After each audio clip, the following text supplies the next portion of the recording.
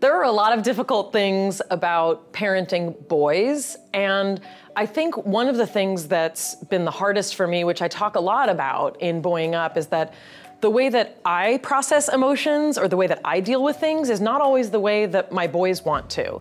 And I'm not even like a typical kind of girly girl kind of woman. I like to think of myself as like rough and tumble, and I like to wrestle with my boys, and like I'm cool with, you know, boy things. But when it comes down to it, I still think that when they're upset, they wanna talk and hug it out.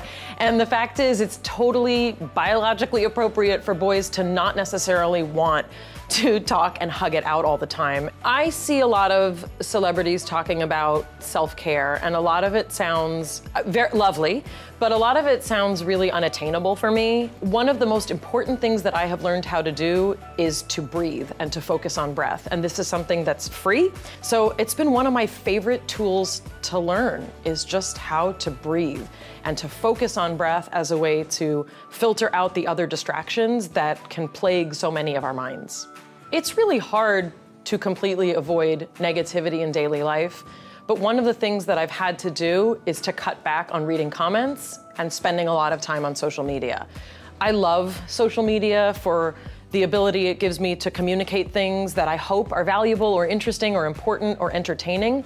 But a lot of the dialogue and the way people speak online is not the way we speak to each other face to face, and it was really hurting my mental health. Going down the rabbit hole of literally people I don't know and crying about why their life and marriage and like relationships are so much better than mine, I can't live like that. It's really, really not, that's not healthy for me. Through the years, I've done different things with my body to stay fit and to feel good. I was raised playing racquetball. Like, I was raised with aggressive, violent sports. And isn't it interesting? Sometimes our bodies get tired of that somewhere around 30. I had my first son at 29, my second son at 33, and that really shifted my concept not only of what my body can do, because obviously growing and birthing a human being is like the most awesome thing, but it changes a lot about your body. It changes your metabolism.